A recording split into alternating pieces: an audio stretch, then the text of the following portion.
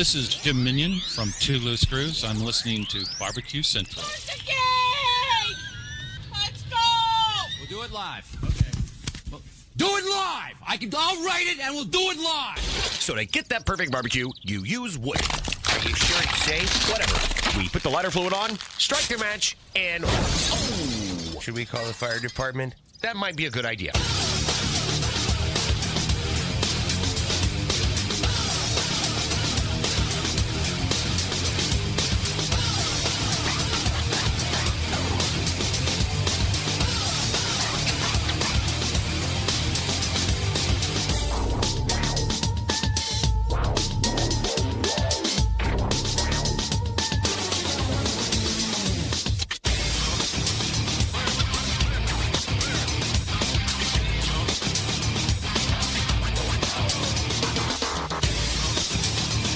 Good evening and welcome to the Really Big Barbecue Central Show. This is the show that talks about all things important in the world of barbecue and grilling.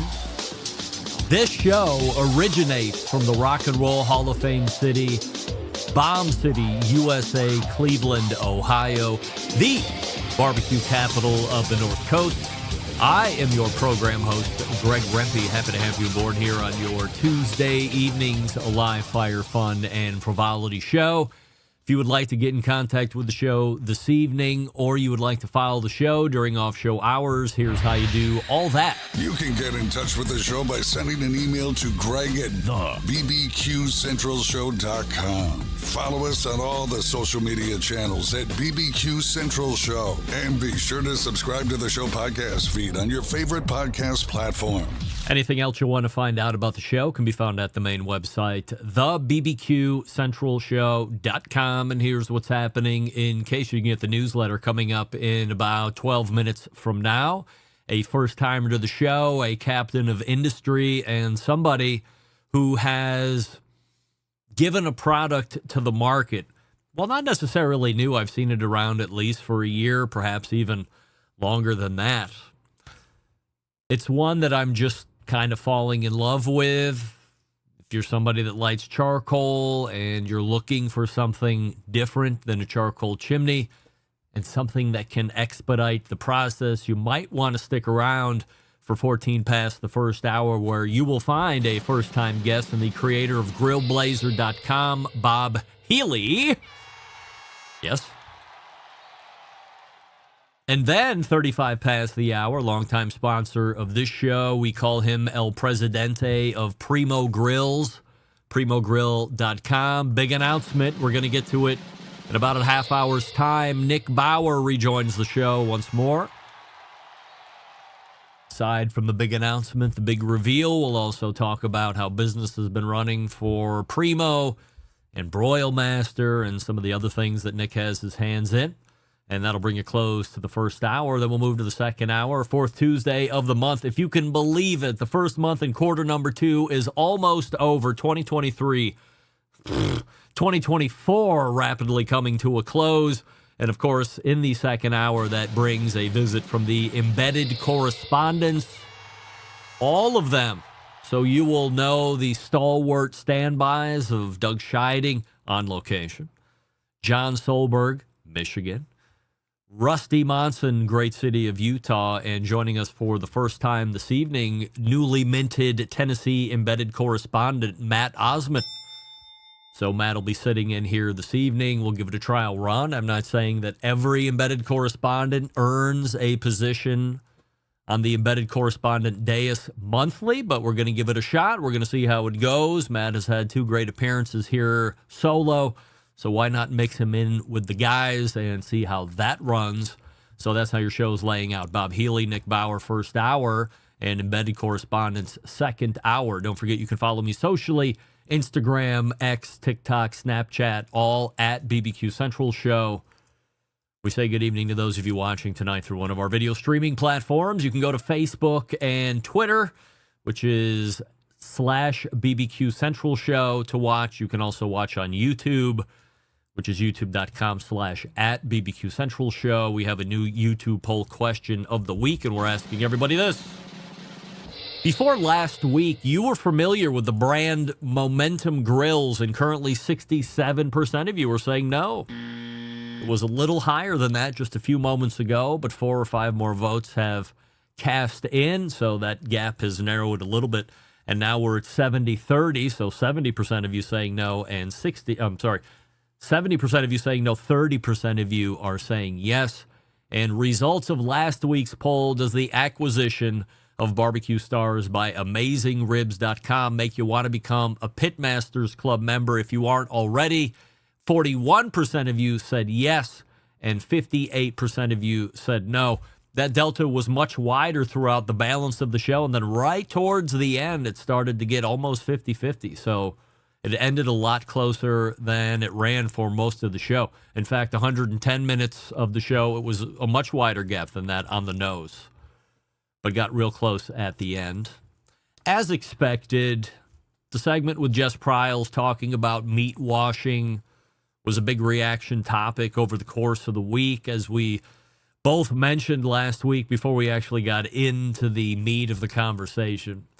This is a divisive topic that typically devolves very quickly in all the posts. You will ever find it on social media, forums, the like.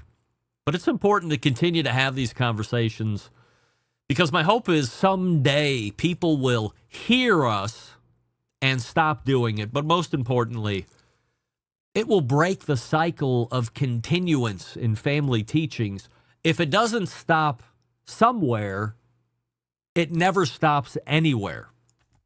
For instance, here's some feedback on the show last week. Dan in Minnesota writes, and perhaps my good pal and cigar-loving brother Jeff Andreezy knows Dan in Minnesota. Greg, I enjoyed your conversation with Jess Pryles last week, especially the meat washing portion. While I certainly appreciate her insight, knowledge, and expertise, if it's all the same, I'm going to continue rinsing my steak off before I get to cooking it. It just feels right to me. Love the show. Regards, Dan. Dan, as Jess mentioned, if she's given you all the reasons and the research shows there is no health benefit to doing it, and you're doing it just to do it, we have a word for that. It's called insolence. Dan, why are you being insolent to be insolent? Nobody likes that. And this is exactly what we were talking about. It's exactly what I just said. You're going to continue to do it. God forbid you have kids. You're going to teach them to do it. They're not going to know any better. If they don't go over to somebody else's house that's cooking meat and don't see somebody run it under a sink, they're never even going to question it. They're just going to continue. You're perpetuating it. Insolence is the word. Dexter in Nashville writing it. Greg, consider me a changed man after the Jess Pryles interview. I have been a secret chicken washer.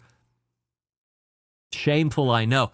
But I couldn't let it go another day further after hearing everything Jess was talking about. It makes perfect sense to me.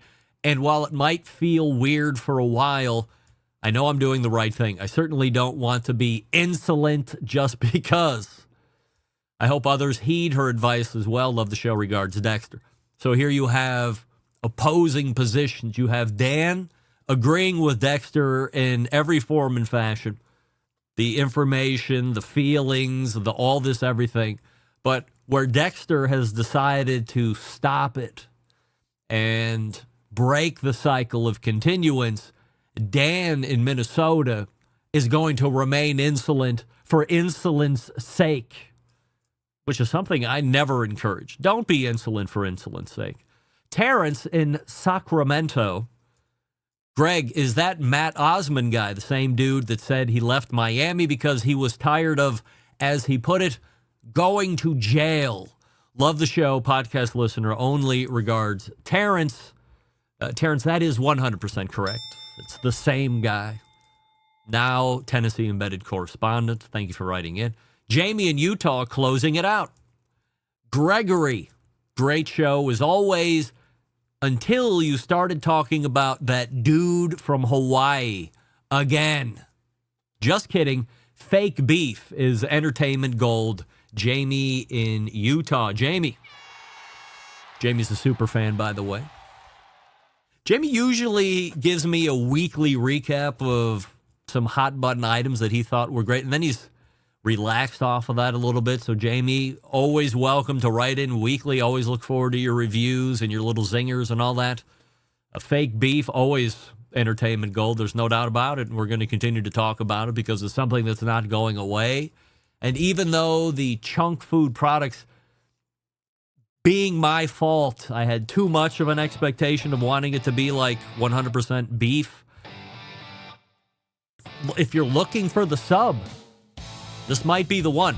I told you last week that I was going to have a website for you. As luck would have it, I don't. However, I do have it. But you email me and ask me for the chunk food info, and I'll get it to you. In the meantime, let's learn about this beauty. Folks, I think we're running out of time. Right now, if you go to schwankgrills.com, that's SCHWANK, schwankgrills.com, you can save $150 off this sweet-ass cooker that you're looking at right now on the video. By the way, if you're getting it in podcast form later, go back to the video and see what this is if you don't know already. When you check out, either with the natural gas or liquid propane version, if you use promo code BBQ Central, all one word, you can save a whopping $150 off the retail price. No joke. You can save $150 off a Schwank grill. Now, Friday afternoon, I had an occasion to have lunch at Del Frisco's. I had a steak, a prime strip steak for lunch because I was taking a customer out. You know what? It was cooked under the Schwank Grills burners right there in-house. So firsthand and in a commercial fashion, I got to see what it was like, and it was spectacular. Now, you don't have to go to the high-end restaurants like the Del Frisco's, the Cut 432, the Morton Steakhouse. By the way, all using that Schwank Grill infrared burner technology in those places. Now you can just have it in the backyard. So if you don't want to mess with your traditional gas grill, or you don't want to mess around with charcoal, you have this ultra portable, high heat cooking machine that can do steaks incredibly well, depending on how thick, 3-4 minutes tops. But now you can do all your vegetables. You can do rack of lamb. You can do lamb chops, which I had Thursday while I was visiting my parents down in Tampa. You can have lobster tails.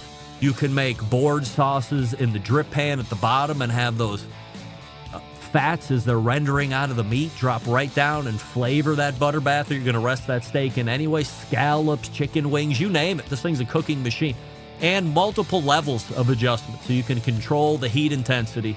Schwankgrills.com and then promo code BBQ Central for $150 off. But I don't know how long this is going to last. We're almost in the heart of grilling season. We're back with Bill Healey, Grill Blazer. Stick around. We'll be right back. You're listening to the BBQ Central Show.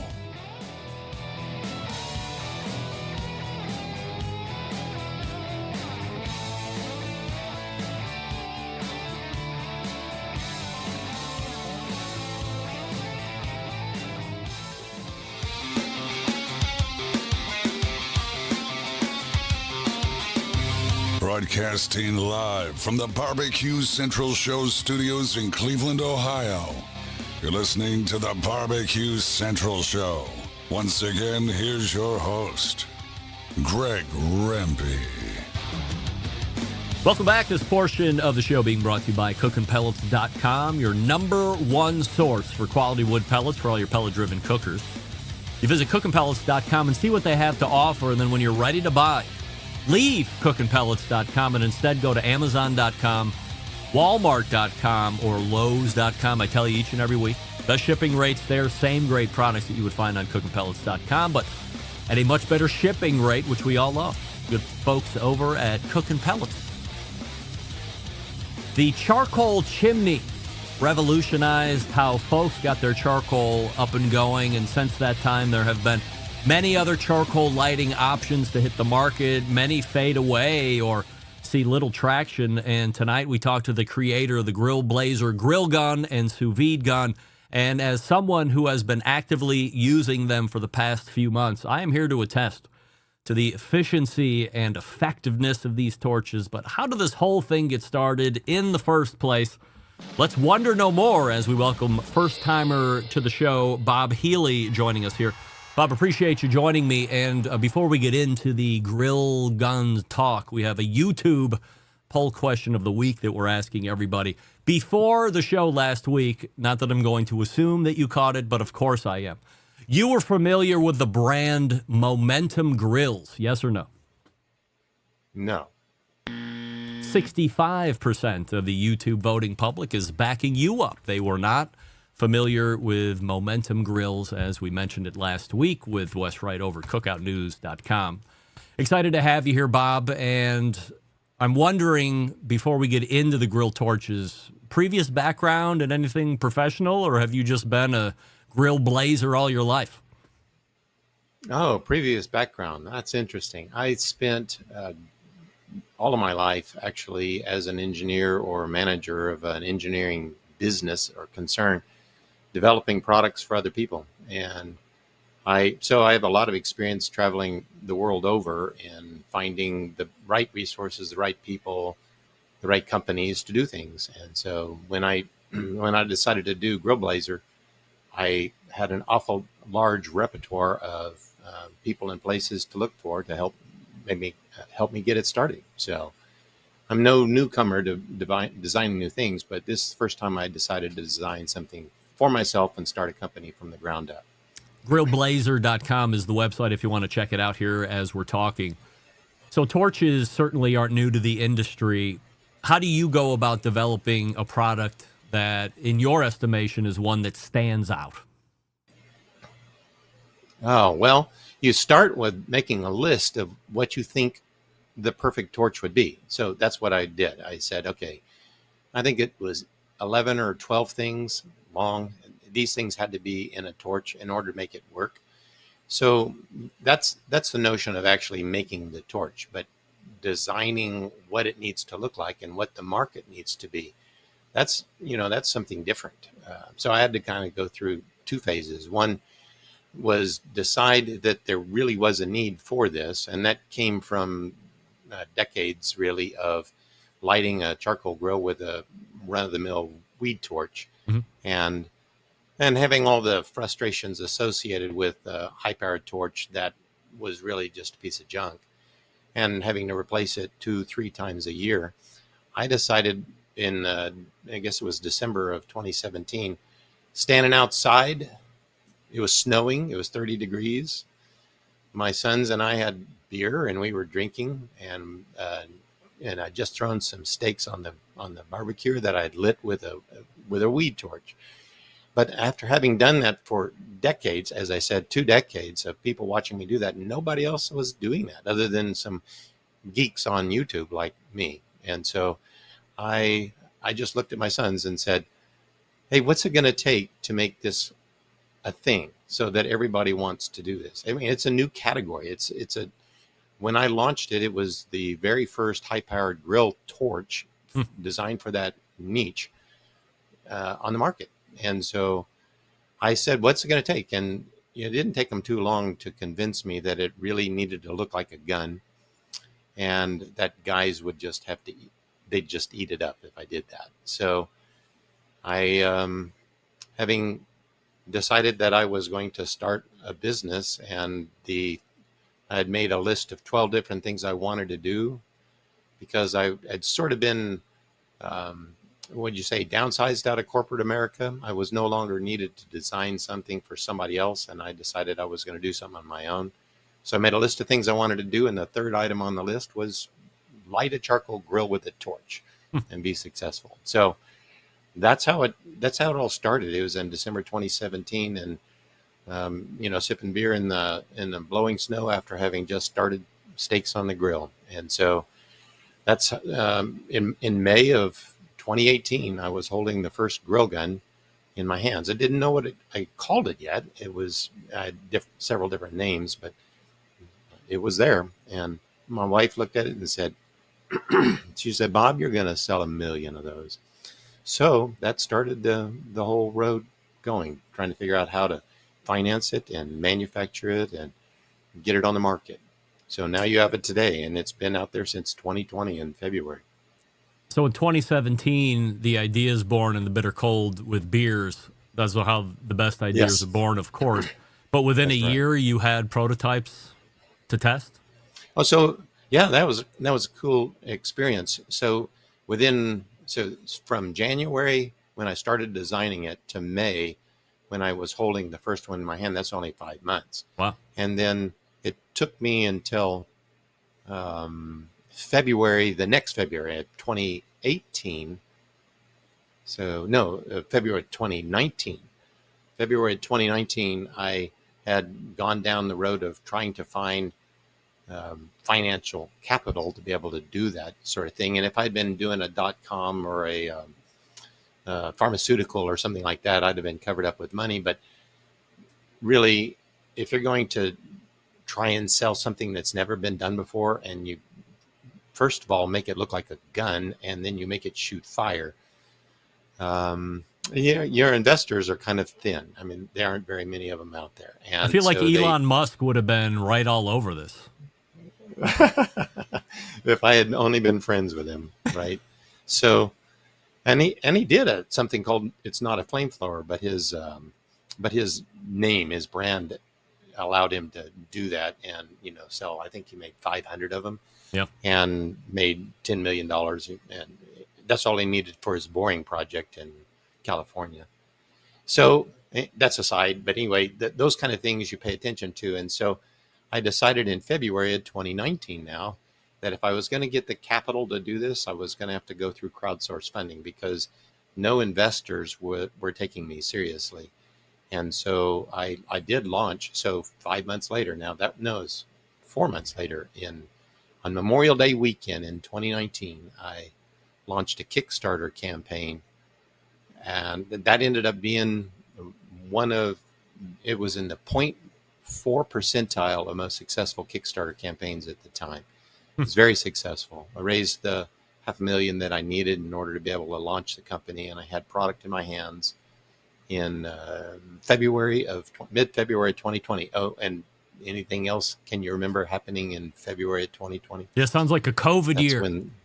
Yeah, that's it. The whole world panicked and decided to stay inside. So there were lots of challenges to launching a product like this. But the neat thing about it is everybody was inside. And so people were in their mother's basement, on Amazon and other places trying to figure out what they wanted to buy. And wow, this is a great time to be selling a grill torch, a culinary torch, or two of them specifically, a grill gun and a sous vide gun. Two different markets, different purposes, one great company. And if you were to look it up at grillblazer.com, you'd understand what I'm saying. And to the time that we have, I would be happy to explain all that to you. Is it easy to find a manufacturing partner? I know you had mentioned in your previous life you had built stuff for other people, so you had these relationships in place, and it was a phone call out to say, hey, I'm doing something on my own now, let's get going? It was not quite that simple, but I had kind of date myself a Rolodex, if you will, or a business cards, some phone numbers of people. right I had people that I could call, and so I had built business and companies really all around the world over time, again, not for myself but for other people. So I had contacts, and I ended up contacting a guy who knew a guy who knew a guy. And so that's how it kind of happened. And I had to actually build a relationship, teach them to make the grill gun, go through all the contracts and everything that was necessary to make it, and do that real fast. But I did that all in 2018 before in the due diligence of trying to figure out how to make this product come to existence. And so I just didn't have the money for it. I didn't have any way to actually bring it to the market. So after the Kickstart campaign, I was able to take off and go with it. Explain from a high level how the product operates for those who aren't watching. Okay, so a high level, and I'll try and stay out of the technical weeds. Propane boils at a very cold temperature. It boils like water boils on a stove. Propane boils at room temperature.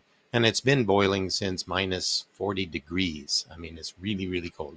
If you went to Siberia and had propane sitting in a cup, you could probably drink it in the dead of winter because it's minus 40 degrees. And I wouldn't advise doing that because it would freeze you solid. So anyway, propane, when it starts to boil, it gases, and the unbridled gas that boils off of it. Think of just putting your pot on the stove full of water and turning it on high, and it just fills the house full of steam. That's the same thing that's going on inside of a propane bottle. But you contain that boiling with pressure. And so as you seal that off, like in a pressure cooker, a water pressure cooker, you close that off, it builds pressure until it stops boiling. And so it can be at 75 degrees or 100 degrees outside or 110. And it's the difference between minus 40 and 110 is how hard it wants to boil when you take the lid off or you open the valve on the propane bottle. And so you get this unbridled power that comes out of propane just spewing out of the can, but you have to control that through the torch. And so the grill gun harnesses that power. It doesn't work so well if you're 40 degrees below zero outside using it. It won't work. But once you get to freezing, it's boiling pretty well. And once you get up to room temperature in the summertime, even at 30 degrees in the winter, as I was doing my charcoal grilling, it's still boiling because there's still a 70 degree differential between the two. So anyway, you have all this power that's coming out of it through the torch, and you have to contain that. And so the hardest part for me was I wanted to build a safe tool that anybody could use. And when you build something that's got that much power and you unleash it, you let a handheld torch have 400, 500,000 BTU of power to just light charcoal instantly or sear meat in seconds. You've got to have it clean burning, and you have to have it under control so that it won't just shoot out like a flamethrower, shoot 5 feet of orange flame. And that might be impressive to watch, but it's no good, in your charcoal. And I would see a lot of lawsuits, I'm afraid. So I had to design something that would work. So I had to create all of the artifacts in it that would make it the best torch you could buy, and then couple that with the safest thing that you could do. And the testimony really is that I've not been sued once. People aren't going out injuring themselves. And that's pretty unusual to have a company that is so focused on safety and so focused on the customer and the customer experience through customer service and the product itself, the quality of the product. You can go on Google and you can read the reviews, and you'll just see it's the best thing that's out there, regardless of the number of copycats that have come out afterwards. So there's the big one. I don't know if I answered your question. Absolutely. The big one is there to light the charcoal grills, and then you have a smaller version, looks very similar, just size is different, and that's called the sous vide gun. So obviously the grill gun, self-explanatory, but how popular is the sous vide gun compared to the grill gun? Well, everybody knows what outdoor grilling is like, and so it's a kind of a seasonal thing for the summertime and the spring and the fall. In the wintertime, people are not so much outside like I am, but people cook year round. And so the idea of the sous vide gun was born after I created the grill gun, because there really are, if you just do the metrics on it, there's 10 times as many people who are cooks than there are people who grill. And so the sous vide, S-O-U-S-V-I-D-E, is a French term for cooking without air, sous vide, no air. And so you do that by putting it in a plastic bag and sealing it like a seal a meal bag, and then putting that bag in water that you control the temperature in. So 128 degrees is about as cold or rare as you want. 165 is about as hot or well done as you want. And every temperature in between of your water bath is, some variant between rare and well done, medium rare, medium well, all those temperatures in between. So it's a very popular way of cooking. Anybody can do it. You can do it year round and do it in an apartment. You can do it outside, anywhere you want. But the sous vide gun is shorter and not as much power, but just as much heat. And so it's designed to create the Maillard effect, which is the conversion of proteins into sugars and then caramelizing them on steak. So that's why your steak looks brown when you throw it on a charcoal grill. But you can do that with a sous vide gun without spraying any hydrocarbons on your meat or giving it any torch test. Uniquely with the sous vide gun, all the other copycats, they can't do that, but you can do it with a sous vide gun. And so you end up with, you sous vide your steaks. You have a party of 12, and you cook them all in a bath for a couple of hours. Open them up, sear them off in about 20 seconds each. Put them on a plate, let them relax, and it's the best. I mean, it's a very popular method of cooking. And before the sous vide gun, you'd either have to heat up a charcoal grill to do the sear, or get a cast iron pan on your stove cherry hot so that you could throw the steak in there and then open the windows in the house because you just filled it full of smoke. But the sous vide gun doesn't do that. So 2 tools, 2 markets, 2 needs. They're just amazing. Price points for each? Yeah, same price. They're so on Amazon or on my website, you can buy them for $180. You can buy the accessory bottle, a hose that goes to a bottle, so it's an 8-foot hose. So if you were to go out to my grill, you'll see a grill gun hanging on the hook by the grill with an 8-foot hose attached to a 20-pound bottle, so that anytime and every time I go out there, I can just turn on the gas, turn on the grill gun, light the grill, and cook my food. Or you'll also see a sous vide gun hanging there with a 1-pound bottle attached to it. They both would run on the 20-pound, but the sous vide gun kind of goes inside the house, into the kitchen, or outside onto the grill. Depends on whether or not my wife wants me to be searing the meat on her stove, and she generally doesn't like that, just because it's kind of a scary sound. So only it sounds online like available? a jet engine that you hold in your hand. Online available? Well, there are some dealers. There are some retail outlets that anybody can get them online worldwide. I'm in 52 different countries. As the market continues to grow and I protect the price point for the retailers, you'll be able to get them in stores. But box houses, they don't carry high-end quality like this. It's lower-end stuff. So there are probably 75 retailers around the country and up in Canada and in Europe that are actually carrying them on the shelves, but you'd be harder pressed to find them. Easier to get them next day on Amazon or 2 days from my website. And you're dealing with me. I mean, my small group of people here that take customer service very seriously. If you're interested in looking into a handheld torch that appears to be a gun but is spitting out rocket fire in a safe fashion, then Grill Blazer is where you want to go. Grillblazer.com. We're talking with the creator, Bob Healey. Bob, appreciate the info and continued success. Thanks so much for coming on tonight. Thanks for the time. Bob Healey. Let me tell you, these things are no joke.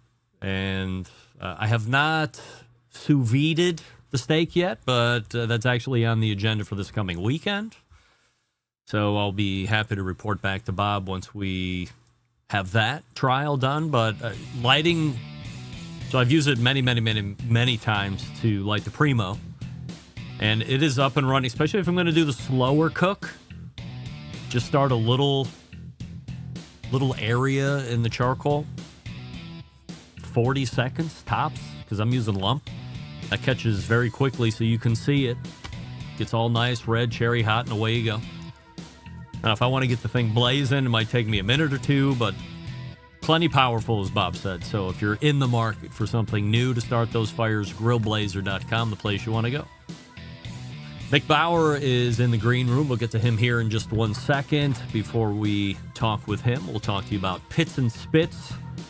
You tired of settling for mediocre barbecue and grilling experiences? It's time to step your game up and bring the ultimate flavor and cooker to the backyard barbecues. Pits and Spits Charcoal Grills, offering the highest quality live fire cooking experience you can get in the market today, using either wood or charcoal. Their solid fuel grills produce those classic flavors you're looking for when you have the time to fire up the cooker and make dinner for family and friends. With a large adjustable fuel tray, you can raise and lower the fire to control and fine-tune the heat. Their take on the very popular Santa Maria-style grill. Check them out at the website pitsandspits.com/BBQ Central. That's pitsandspits.com/BBQ Central. And as you're spelling it out, it's the double T on the pits and the spits. You can use promo code Charcoal Central for $150 off any charcoal grill that they have available for sale on the website. They do have dealers as well. Academy Sports comes to mind, but search around their website, see what they have. Pitsandspits.com. Excuse me. Pitsandspits.com/BBQ Central and promo code Charcoal Central for $150 off any charcoal grill that they have. We are back to talk new Primo stuff with Nick Bauer. Stick around. We'll be right back. You're listening to the Barbecue Central Show.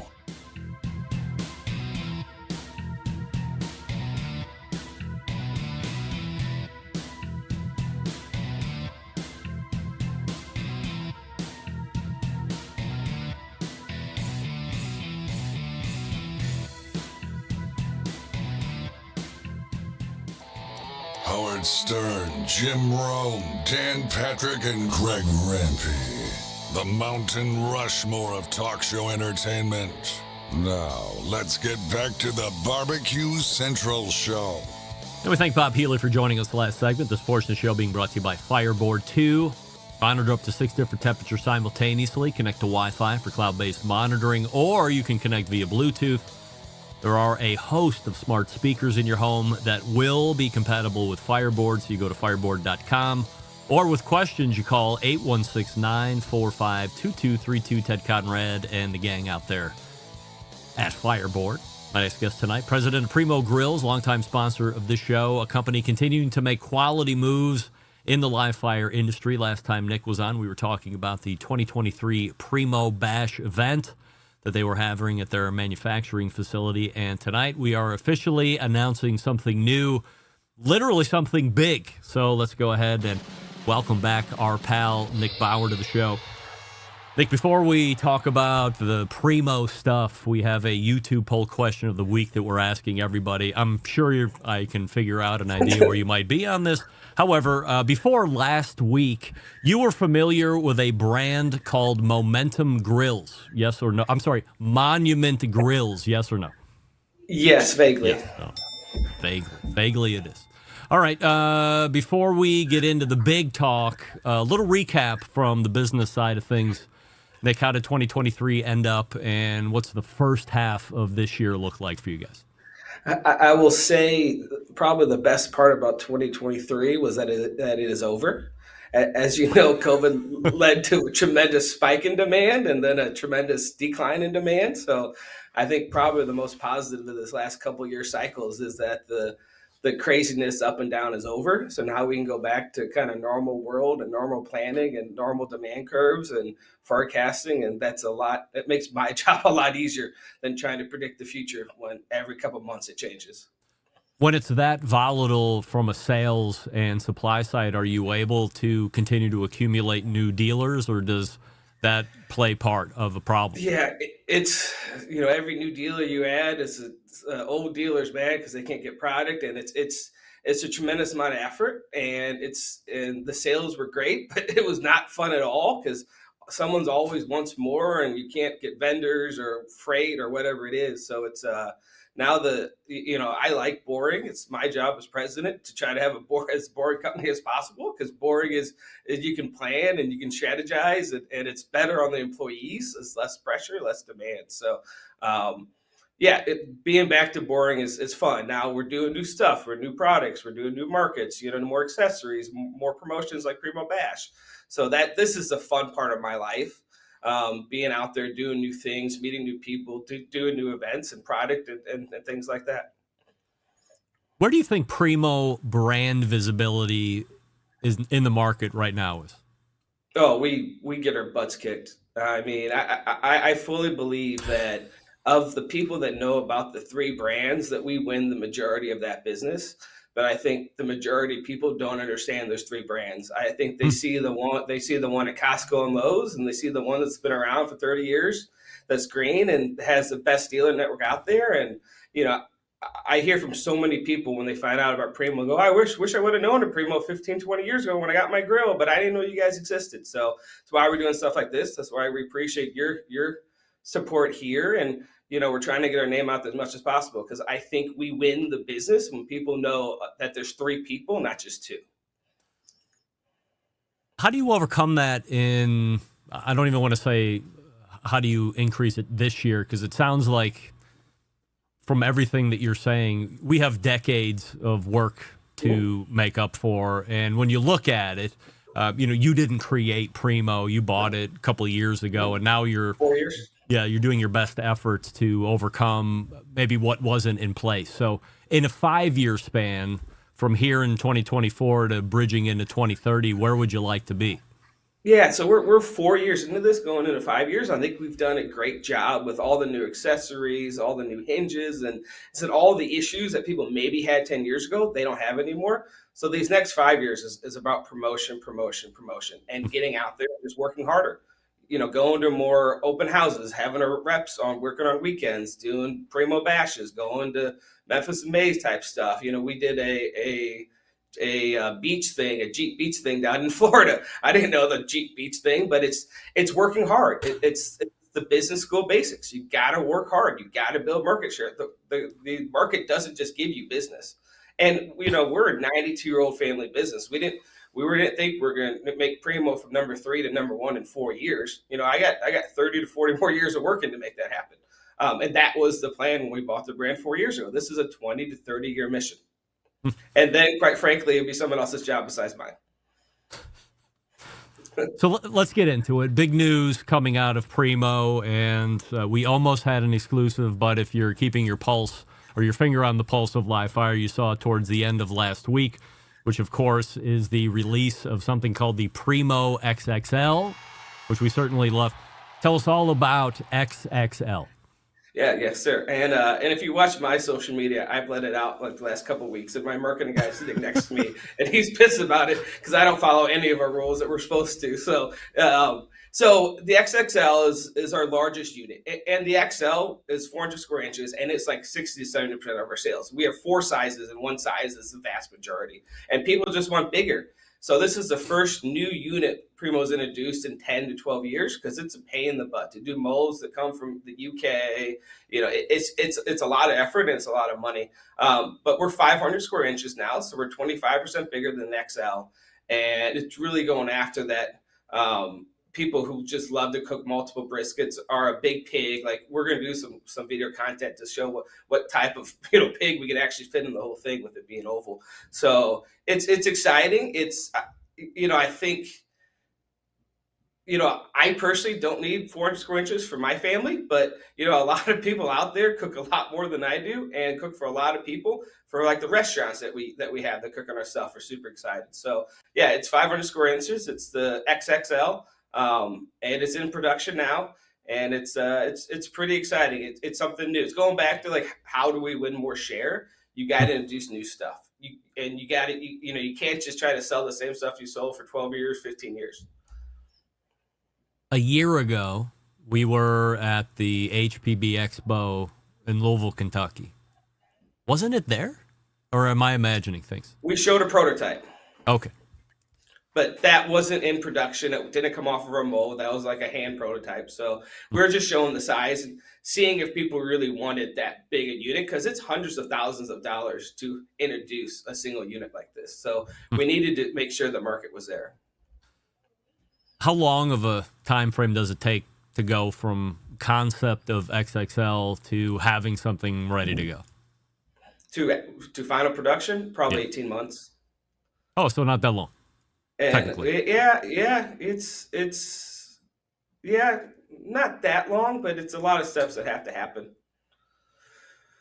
Is this a customer-driven thing more than anything else, or is this a Primo-driven thing more than anything else? I think it's both because I think Primo as an organization, like I said, realized that 70% of our sales went to one model and it's the largest model. So we've also looked at doing a small model, like a mobile, like a 90 pounder. You can take, tailgating and camping. But you look at, and we will eventually do that. But when we're deciding which one we wanted to do first, it's, well, where are the sales? The sales are on the bigger models. Do you have a MSRP on these things at the moment?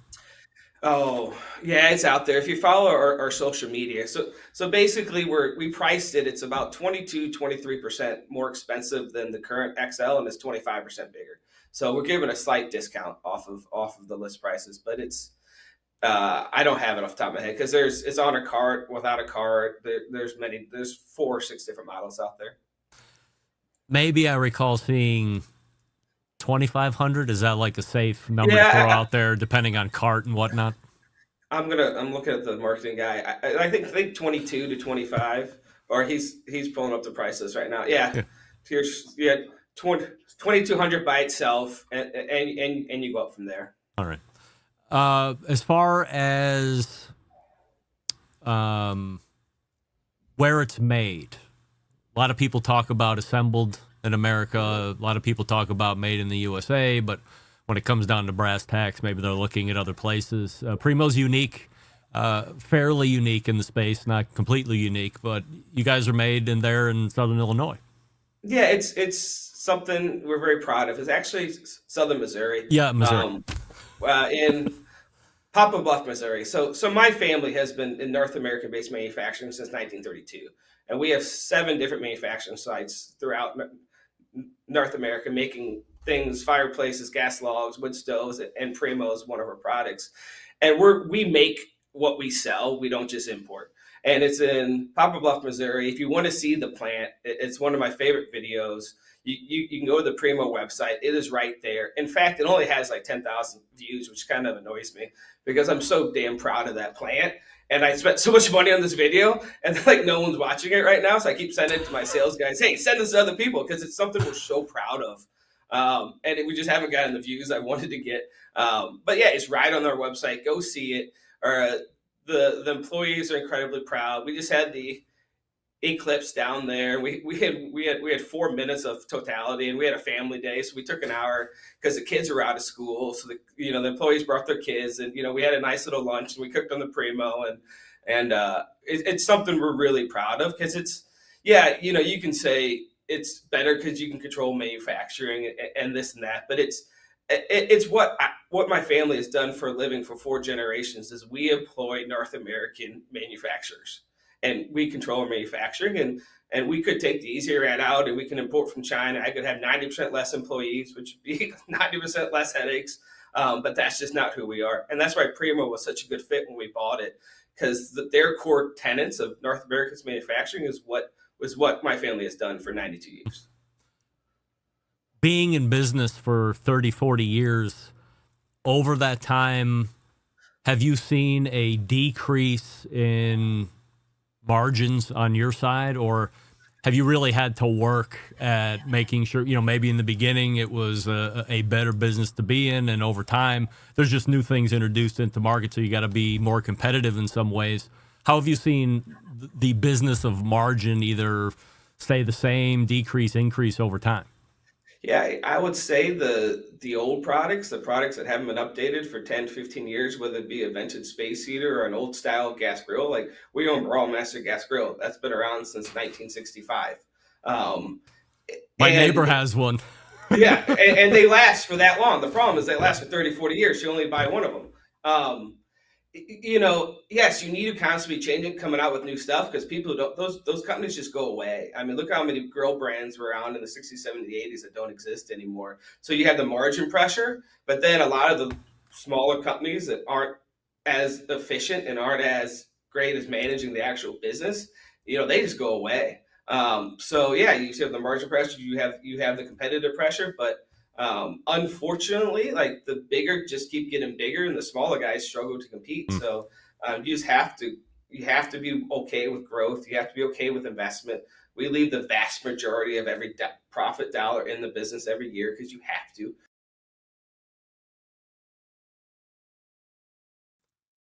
Nick.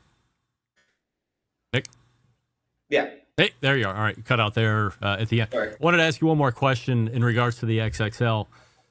You've done an incredible job adding accessories since we began our relationship. Do you have the same accessories for a grill like this, or do you have to go back and retool everything? The basket, the pizza oven, all these other great accessories that you've brought out to the existing line. Is this a whole new project?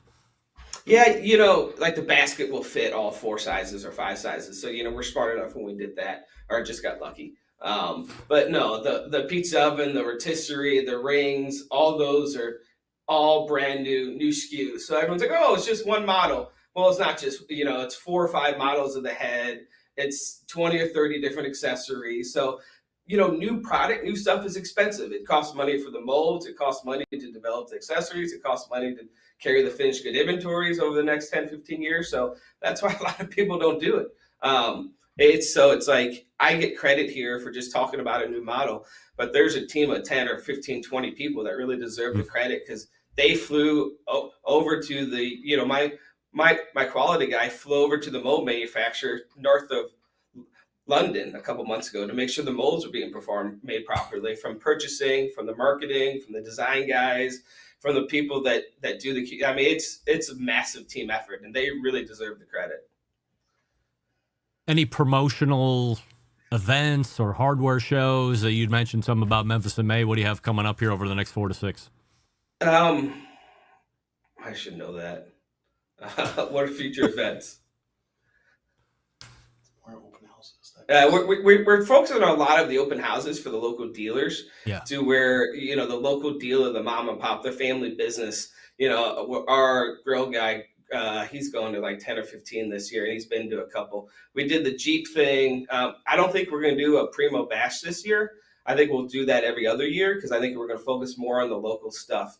I will say the promotion we're running now. So we're taking pre-orders on our website, which is just, if you go to the Primo shop, Primo, as you just follow social media, you'll see the link.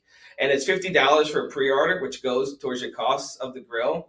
And we're really doing this not to just get $50 on our website, but we're doing something special for the first couple, I can't say how many people are getting something special, but we want to do like a thank you for being one of the first people to buy the XXL. Thank you for believing in us.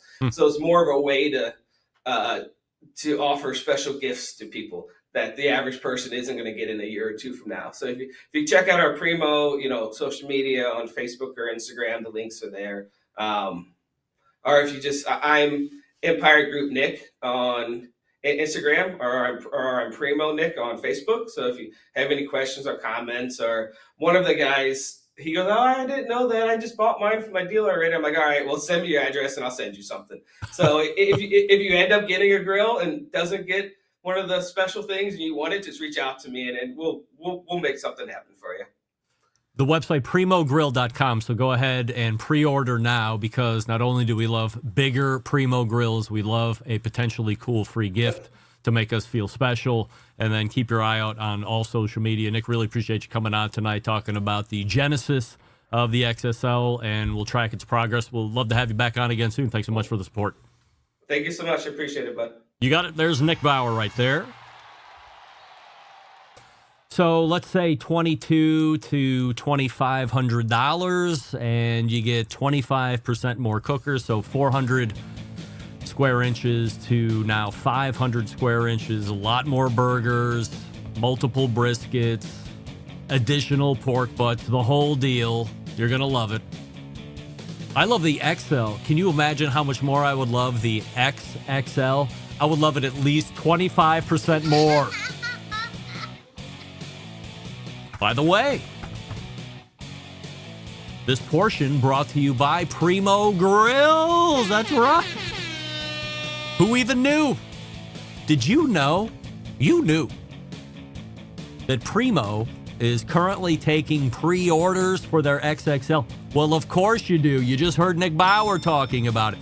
You can venture up your $50 US and hold your spot in line for that new XXL to be produced. And then depending on where you fall on that reservation deposit, You're going to get something really cool that nobody else might get forever and ever, amen. Now you have the biggest oval out there. Now, Greg, when you warm it up, will the ceramic still hold the heat? Yes. Can you still do wicked overnight cooks in the summertime, perhaps over 24 hours long on a load of charcoal? Yes. Do you need an automatic temperature control device? No, you don't need one. Nice to have one. Your call. Accessories, as Nick said, will all be there for the XXL. Now, you can only buy these through dealers unless we're talking about the XXL. Then you go online, do the deposit, and they'll probably send you to a dealer to pick it up. But outside of that, the other versions of the oval, go to your local dealer or find one at primogrill.com. Then visit them, touch them, feel them, and then, look, take it from me. Bring home the XL at a minimum, and then put $50 down on the XXL. Now you have the XL, the XXL. I'm no mathematician, but I think if you put them together, you would have XXXL, the porno of grills. Come on, triple XL. Primogrill.com. That's primogrill.com. We're back to wrap the first hour right after this. Stick around. We'll be right back.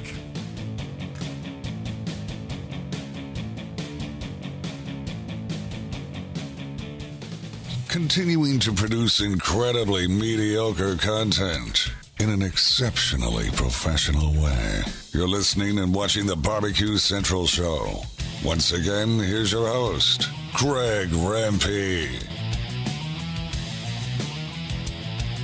We thank Nick Bauer, president, owner, and overall head man at Primo Grill, Empire Comfort System, Broil Master. Does anybody know what a Broil Master is? Those were the gas grills that were sunk in the post in the backyard and like had a direct line into the gas. My neighbor in Euclid, now we're going on 20 years ago, had one in his backyard that was probably already 30 years old. That thing's 60 years old now, and it's still in the backyard. I went by the old house, the old house, a few days ago, and I have to go drive down the street. I can see into his backyard. So as I'm peering into his backyard, there's the Broil Master. I should contact his wife and see if there's any way I might be able to get my mitts on that and stick it in my backyard. That way it can live back there for the next 60 years. I'm going nowhere. Anyway, as Nick said, primogrill.com, the website. If you want to put in a pre-order / deposit on the newly released, announced, and I don't know, $50 deposit goes against the overall cost of the new Primo, and it looks like they're going to be hitting the market this summer, so let's say 2-3 months. If you're lucky enough to get your hands on one of them, I would love to hear you talk about it. Actually, now that I think about it, Malcolm saw an XXL. I don't know if he got the cook on it or not, but we'll ask him next week when he comes on the show. Primogrill.com is the website to do that. And that was our pal Nick Bauer.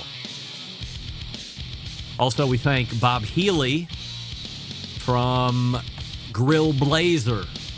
Grillblazer.com is his website, so if you're looking for a new way to light your charcoal, highly suggest it. It's very, look, it might be a little expensive, little sticker shock type of thing. This thing's lasting forever. And it's got some really unique safety features.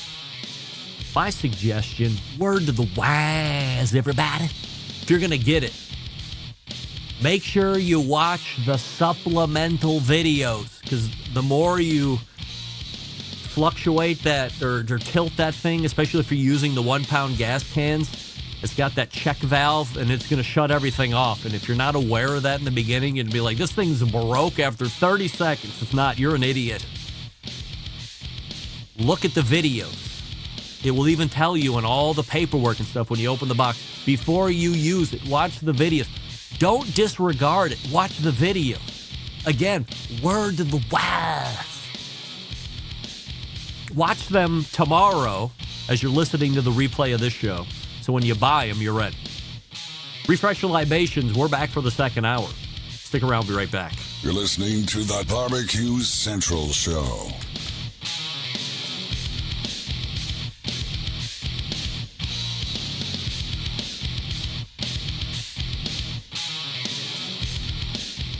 Hey, this is John Dawson of Patio Daddy-O Barbecue in Boise, Idaho, and I've got it locked on the 50,000 gigawatt blowtorch of the internet that is Barbecue Central. Happy to have you aboard here for the really big barbecue show. We cook because we have to, and we grill because we want to. Hit me. Fine, how's it going? You have a great show. I'm a big fan. Boing. So what seems to be the problem here? This man looks like he's dead, and he's in the crackle. Charbono! It's all about the Charbono, dude! Succulent fish. What?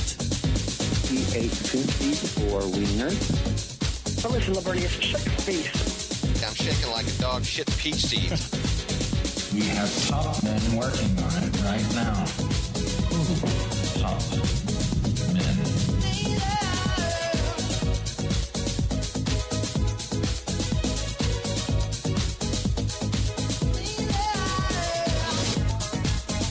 All right, just like that, we're into the second hour. It's the Barbecue Central show. I get lost in reading the chat sometimes. That's why I don't do that too much during the show anymore. I learned that years and years ago. I'd sit there and I'd watch the chat roll and I'd get lost in it. Guest stops talking. 45 seconds later. Why is nobody talking?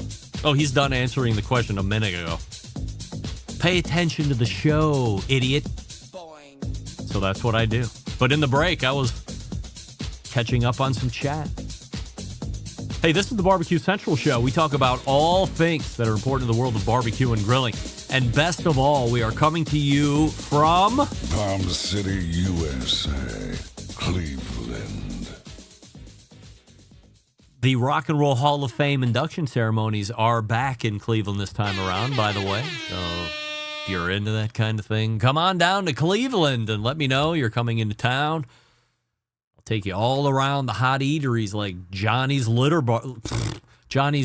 Bar for burger, and then we'll go down to Larder Delicatessen on West 29th Street for some Koji Magic from Jeremy Yamansky, and then we'll run over to East 4th for Mabel's Barbecue, and then we'll run out to Parma for some barbecue out there, and then we'll run back to downtown Cleveland for House of Creole for some Cajun/Louisiana cooking. Oh, we're going to eat like kings as long as you make it here for the Rock and Roll Hall of Fame inductions. So as I had mentioned, I was reading the chat. I hate it when people use acronyms when I don't know what it means, but Smokin' Joe said they're giving away a 1-year subscription to Greg's OF with every XXL purchase. I don't know what OF means, Joe. I don't know. I only know one thing, OF, because I'm a sports-minded person. Outfield. You're getting a 1-year subscription to Greg's Outfield with every purchase of XXL. I don't know what it means otherwise. Joe, spell it out. All right? Take the extra 8 seconds and spell out the word. We say good evening to those of you watching tonight through one of our video streaming platforms. You can go to Facebook.com/BBQ Central Show. You can go to Twitter.com/BBQ Central Show. Or you can go to YouTube.com/@BBQ Central Show, where we have a YouTube poll question of the week going on. And I'm asking everybody this. Before last week, you were familiar with the brand Monument Grills. And currently 71% of you are still with the nah. You are not. You are not familiar with Monument. Did I say Momentum earlier? I saw my dad jump in the chat and he said Monument or Momentum. Monument is what I mean. If I said Momentum, forgive me. I misspoke. But I think Monument is what I meant to say. In fact, I know it is. So while Wes Wright and I think that is a brand you might want to become familiar with, it appears that most of you nerds are not familiar with. In fact, you are not. Andrew, you are not familiar with Monument Grills.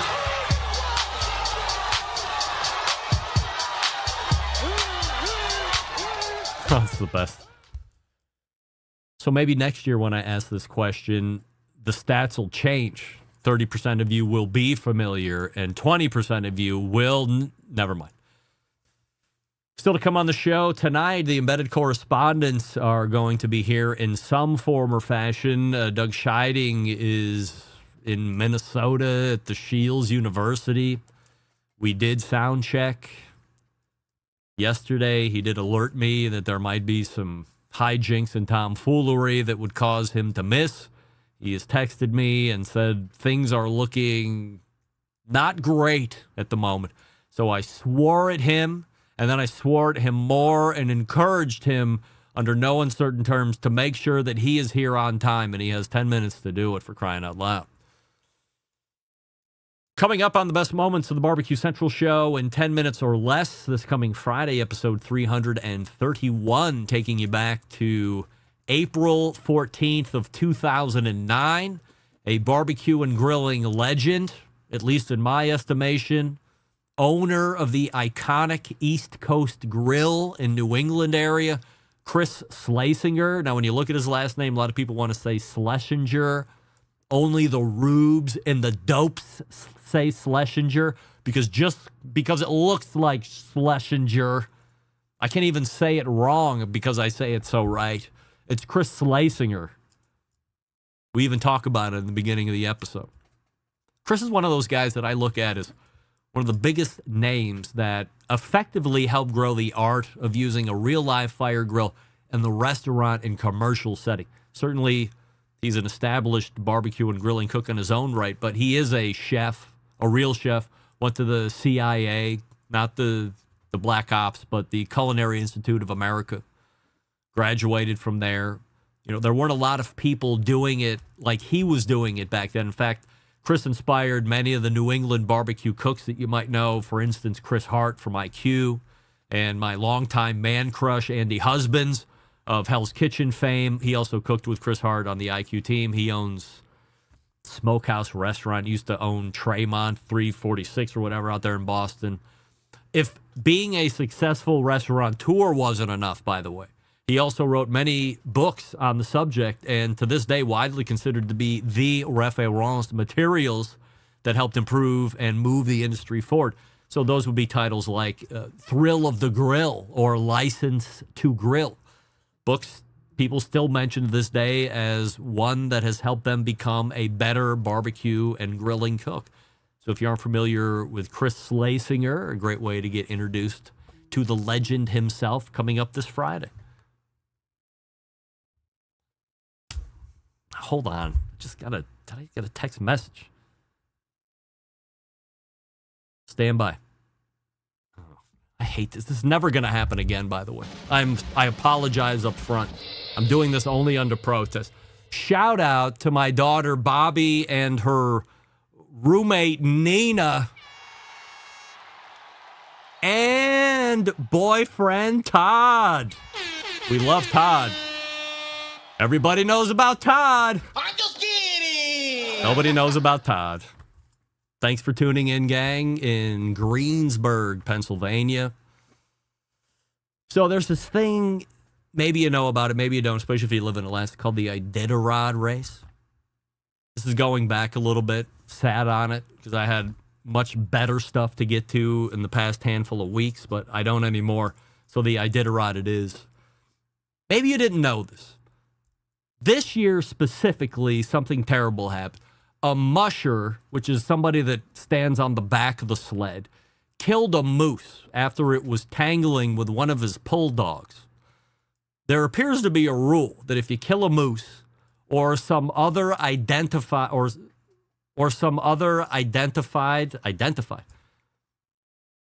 even know what the hell I'm trying to say. If you kill a moose or something else on the course, you have to dress the animal in a certain way. You know, like take its guts out and whatnot. And then you have to report it at the next check-in without delay. And I guess it didn't happen in whatever timely fashion it's supposed to happen. And the musher was hit with a 2-hour penalty. So he couldn't leave the city or checkpoint at the time he wanted to. He had to wait 2 hours. That seems like an incredible amount of time. Who cares about that? Obviously, the Iditarod is not necessarily on my radar. How can this be a race? How can this still be something that's happening every year? I am by no means an animal guy. I think I've proven that, except when I dropped $3,000 on a stupid cat because his ureter was clogged with piss crystals. But tell me where running 12 to 14 dogs over 1,000 miles in the Alaskan wilderness sounds like a good idea. For both the human and the dogs, usually it takes about 8 to 10 days to complete. So simple math is telling you that the team goes about 100 miles a day. In order to be a valid finishing team, the musher needs to have at least 5 dogs with the sled. What happened to the other 7 or 9 dogs? Did they run away? I know that some of them die on the course because they sling them over the sled. Is it outrageous for me to ask the question, stop this race? Can we stop the race? What year am I living in that this is still happening? What are you proving? By the way, without the moose incident of 2024, I wouldn't have any idea that this thing is still happening in this country. It sounds like something that should have stopped in the 60s. By the way, I think I speak for the majority of people in the country who have no idea that this even happened. If that's the case, all the more reason to stop the Iditarod race. Join me in a grassroots movement, 2 of them. Let's make horse meat legal in this country, and let's get rid of the Iditarod race once and for all. I thought it was gone. And if you're not going to get rid of it, make sure that if a moose comes on trail and tangles with one of your dogs, you properly pull its guts out and notify the official immediately at the next check-in. Otherwise, you're going to be waiting for 2 hours, and who wants that? Nobody wants it. Trust me. Musher. You can have less. You can win with less than half your dogs?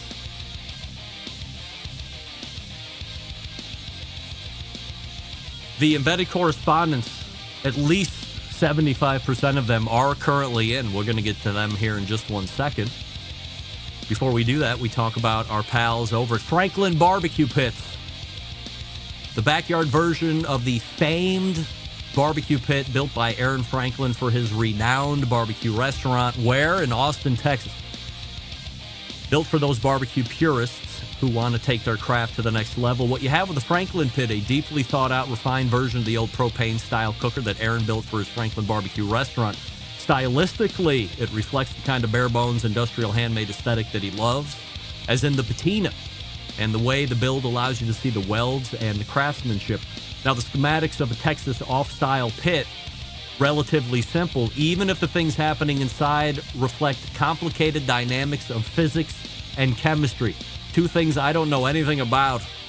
There are very few moving parts here. Numerous and massive difference divide the Franklin Pit from the average barbecue offset that you see in the big box store. Don't fall for it. Don't spend $200 on an offset and think you have a banger. Trust me, there's only one thing getting banged, and it's you. The Franklin Pit, primarily made of 1/4-inch thick American-made steel. Anything that sees heat is engineered to be incredibly solid. Should last a century or more if cared for properly. Also, the thickness of the steel guarantees professional-grade heat retention, a critical component to making great barbecue. Franklin Pits can be found at barbecue specialty stores across the nation. If you are a listener of the show and you own this kind of a store and you want to become a certified Franklin dealer, visit franklinbbqpits.com and fill out the dealer form. If you're a listener of the show and you want to own one but you don't live near a dealer, you can go to franklinbbqpits.com and purchase a pit right online. Franklin Pit will ship directly to their driveway. So either or. If you're a supplier, you want to become a dealer, go to franklinbbqpits.com. If you are not by a dealer and you want to be a purchaser and end user, go to franklinbbqpits.com. Two birds, one stone. And as we've been accumulating the dealer network here over the first quarter or so in 2024, we encourage all of you folks out there in the barbecue supply world, if you are not already, become a certified Franklin dealer. Drop my name. It'll help you out, trust me. We're back with the embedded correspondence right after this. Stick around. I'll be right back. You're listening to the Barbecue Central Show.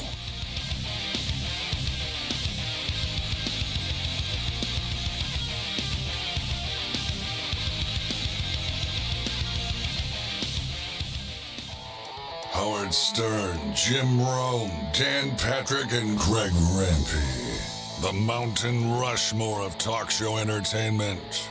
Now, let's get back to the Barbecue Central Show.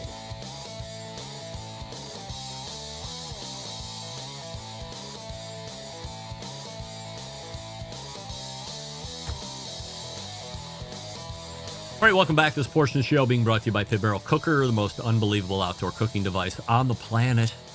Currently available in 3 sizes, a host of accessories. If you're a beginner, if you're a professional, it doesn't matter. You add it to the arsenal and you become immediately happier with life. PitBarrelCooker.com is the place to go, and tell them the Barbecue Central Show sent you. It is the 4th Tuesday of a month in the second hour, and you know what that means. A visit from our pals, the embedded correspondence.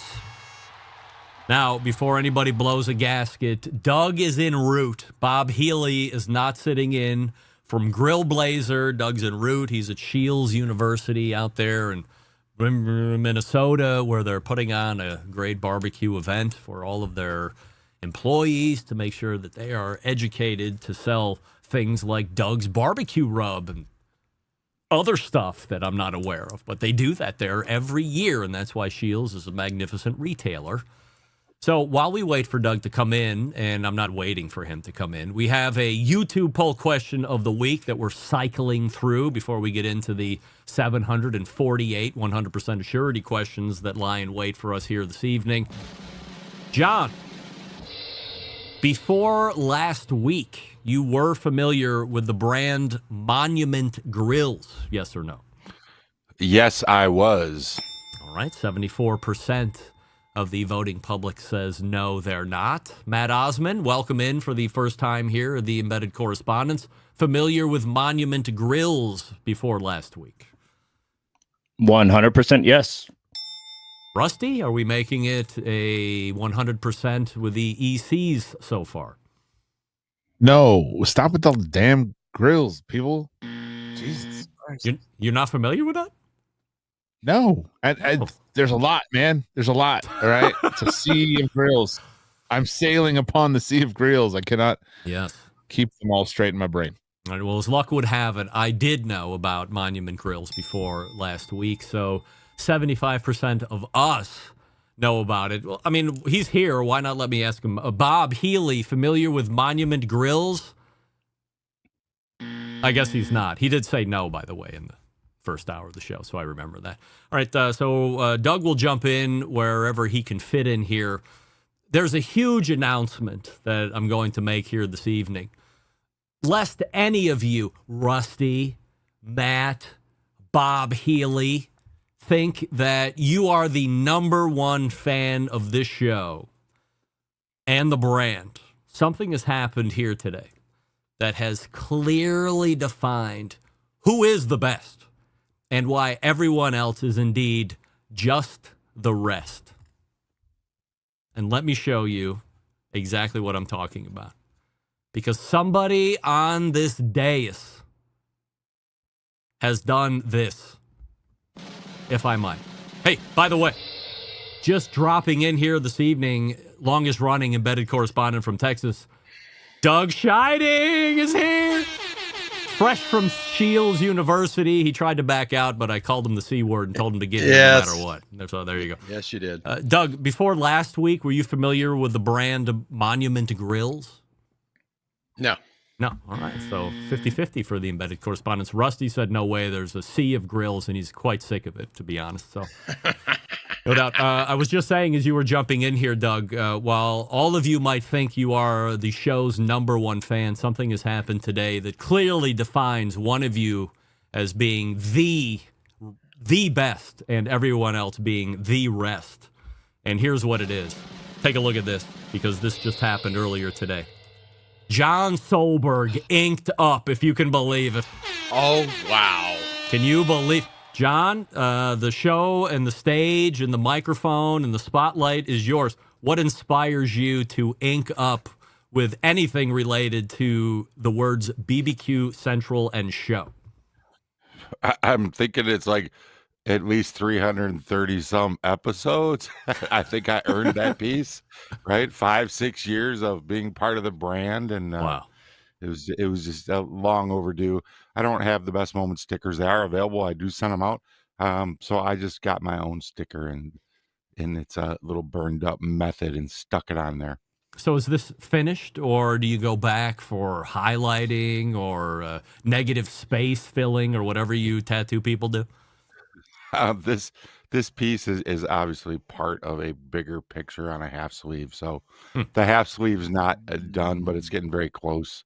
And I had a little space, and I said, it's time to put this on there. So the arm itself needs some work, but I think the tattoos are continual and never quite complete. So I got a lot of canvas. I'll be going back for a while. The half sleeve isn't in theme. This is just part of a myriad of topics. This half sleeve is kind of like a collection of life for me. Significant events, sometimes just fun events, like, hey, I'm in Puerto Rico, there's a tattoo parlor, let's go. So this is just kind of, this is a combination of a lot of things that I love, I enjoy, it's fun. So, not all tattoos have to be serious, in my opinion, or have to have some deep-seated meaning. They're just fun sometimes. So this sleeve is a collection of all the things that I want to take to the grave, and certainly being part of the brand and taking that logo to the grave is going with me. You can take it with you. Just ink it on and go. John, you have to sit this question out. This is a quick run around the mill. Doug, in light of what has just transpired and that we've learned, at some point before 2024 comes to an end, you will get Barbecue Central Show ink on you. No, I don't think so. Not yet. Okay. I mean, we didn't even think about it. Matt, Barbecue Central Show Inc. before 2024 comes to a close. Slim no. There's some positivity in there. I'm going to take it. Rusty, Barbecue Central Show Inc. before 2024 ends. Doug, think about this. That butterfly in the middle of your back, just right above that. You think I can cover it up with that? Yeah. No, Doug, you're not allowed. I just decided you're not allowed to get a tattoo there. No way. That's not happening. He's my brother. He's my brother with the butterfly. That's right. That's right. You know what? Placement. I feel like tattoos are about points in your life that are, that happen to you. And I mean, who knows? Who knows? Who knows? So it's a definite maybe. No. It's a definite maybe for Rusty. No. So if it's not no, it's yes for me. All right, let's get into the 100% assurity questions here, because I had mentioned we have a bunch of them. We'll start with Doug. 100% yes or 100% no.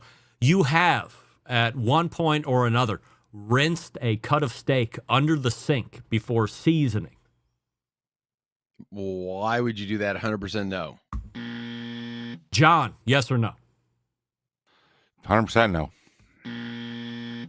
Rusty, steak rinser, yes or no, ever? No, sir. Matt? Yes, but clarification, with beef broth per a episode I listened to a while back. Look, I'm not going to lie. I did. I used to rinse steak underneath the sink. I didn't know any better. I never saw my mother or my father do it. I don't know why I did it, but I did it. This was years ago. And then I got hip to the fact that I wasn't going to do it. So I'm not going to sit here and lie like maybe some of you are. But I used to rinse steak underneath the sink, and I apologize. All right. Moving on. I'm not going to be insolent and continue to do it after we know there's no reason to do it. That's one thing I'm definitely not going to do. All right, let's go to the newest guest here, Matt Osman, embedded correspondent from Tennessee. Matt, 100% yes or 100% no. You are a closet chicken rinser and cleaner guy, yes or no? 100% no. Rusty, rinser and cleaner of chicken. I have cured myself of that. So yes, you did. I used to be. I'm not anymore. I used to, yeah. Okay. Oh, yeah. Not anymore. Doug, you are a closet chicken rinser and cleaner guy. Proud to say no. Johnny Boy?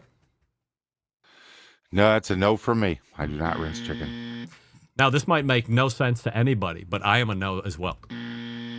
Never even did it. Not even a closet guy, but never even did chicken. But I don't know what happened to me with the steaks. Rusty, 100% yes or 100% no.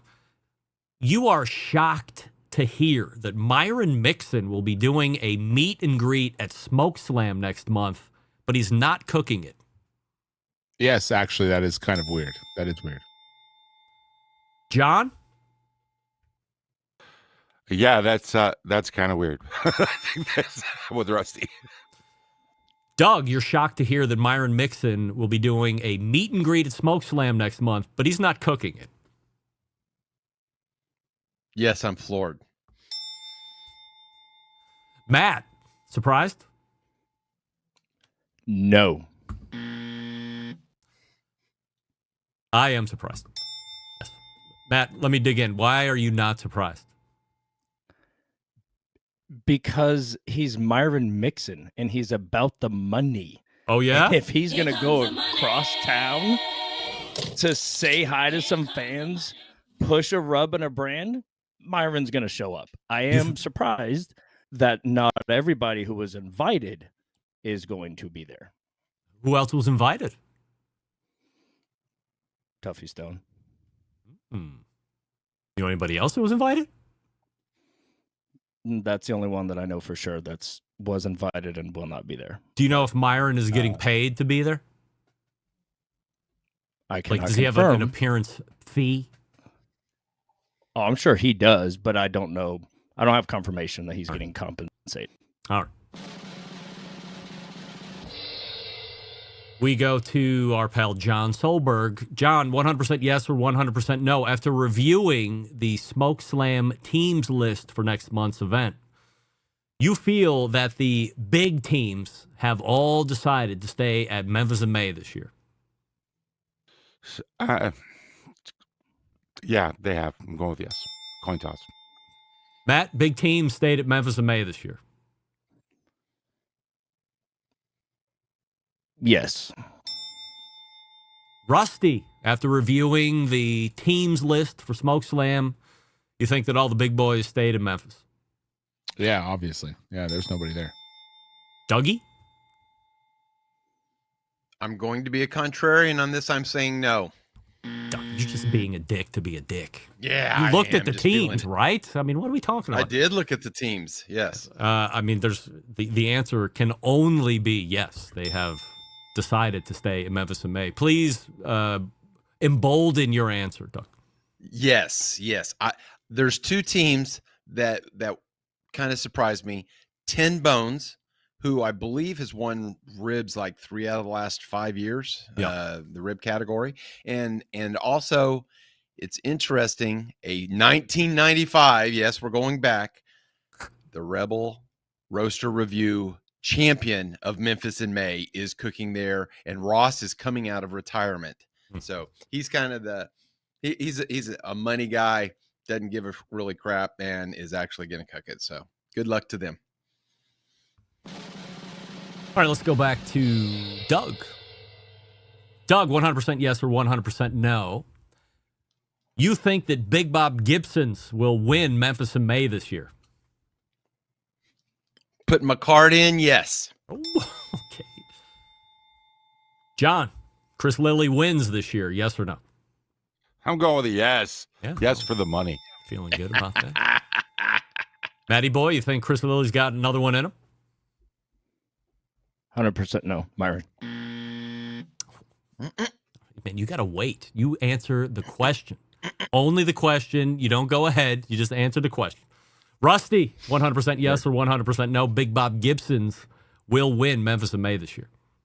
I hope so, man. I'm rooting for that dude for sure. Yeah. I would like to see Chris Lilly win. I think he has been off of the hot the last couple of years. I think he's due for another hot. Plus, gives him overall wins over Myron. I think that would give him 6 because there's a tie at 5 overall world championships. So I'm going yes. We go to the next question. Matt, we'll start with you. 100% yes or 100% no. You think Jack's Old South will win Memphis in May this year? 100% yes.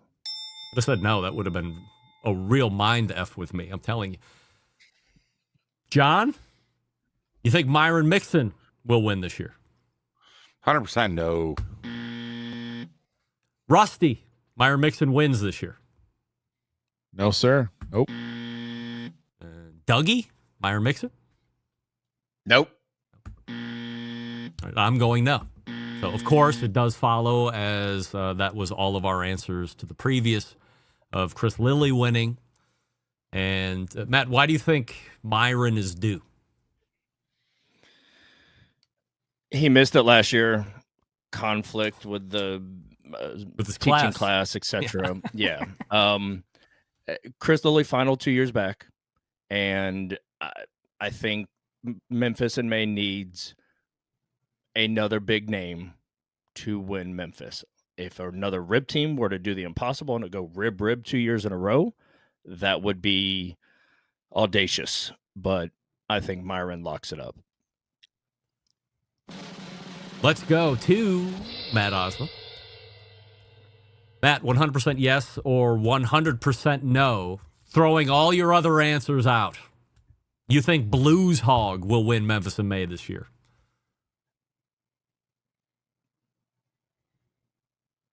$100% no. Rusty, Blues Hog. Oh, man. I hope so, but I'm going Chris Lilly still. John Solberg, Blues Hog. No, they're not winning. I hope they get their ass beat. Doug, 100% yes or 100% no. You think Blues Hog will win Memphis in May this year? I could throw all my other answers out. Yeah, throw all your other answers out.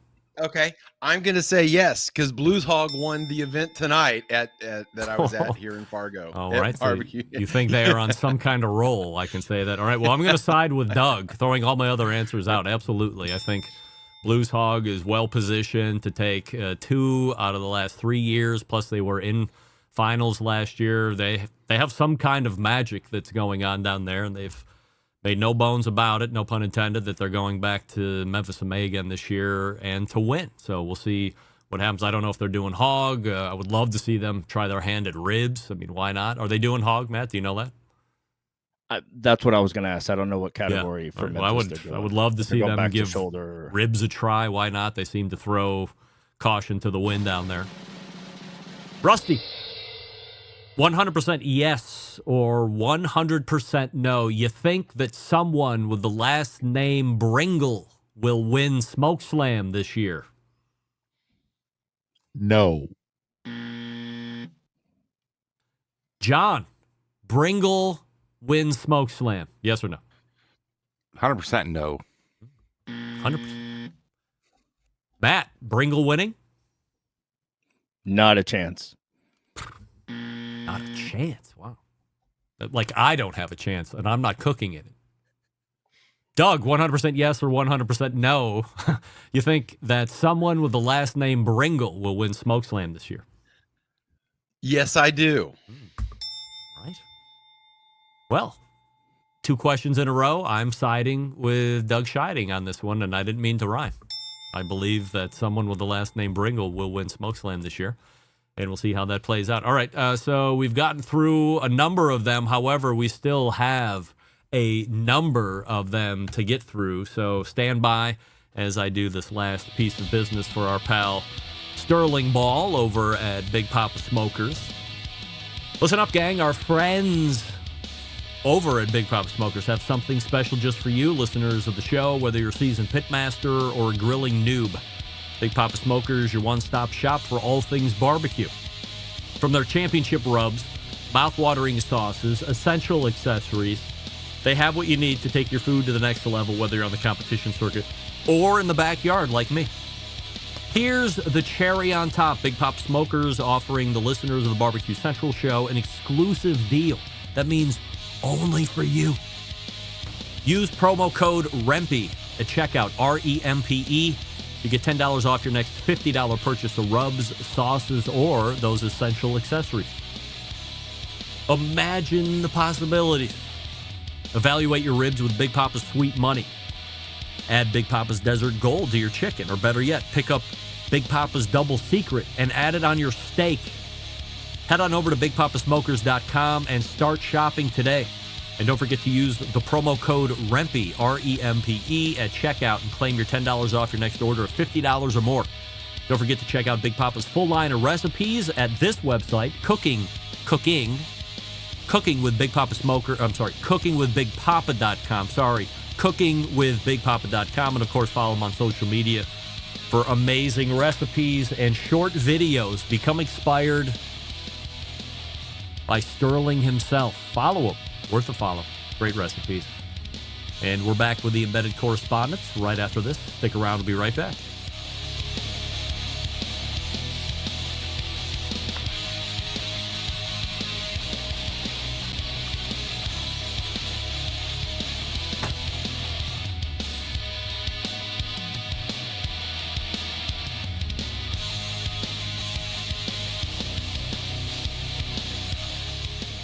Whole packers, full racks, legs and thighs, injecting butts. If you've never heard this before, you might think you found the best XXX show ever.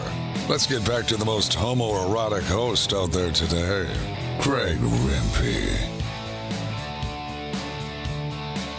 Hey, welcome back to this portion of the show being brought to you by JRE Tobacco, makers of Aladino cigars, the Corojo Reserva line, the Sumatra Aladino Classic.